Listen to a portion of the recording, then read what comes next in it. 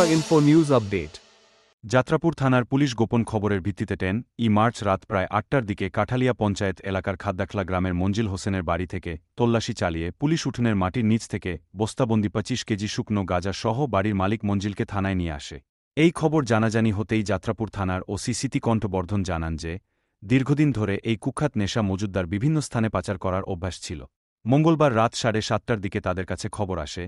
খবর পেয়ে তড়িঘড়ি ছুটে যায় ২ সাব ইন্সপেক্টর যেমন বিজয় চক্রবর্তী, প্রসেনজিৎ দেবনাথ সহ অন্যান্য পুলিশ ও টিএসআর জোয়ানকে নিয়ে তার বাড়ি ঘেরাও করা হয়।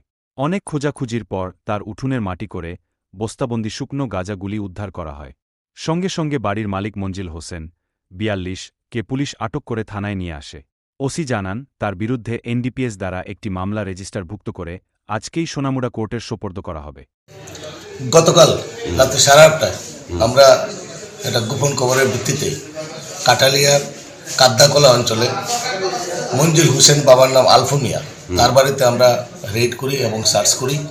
এবং সার্চ করার সময় আমরা তার বাড়ির উঠানের নিচ থেকে প্রায় আমরা ২৫ কেজি গাঁজা, দুইটা বস্তার মধ্যে ২৫ কেজি গাঁজা আমরা উদ্ধার করতে সক্ষম হয়েছি এবং এগুলো আমরা সিজ করছি।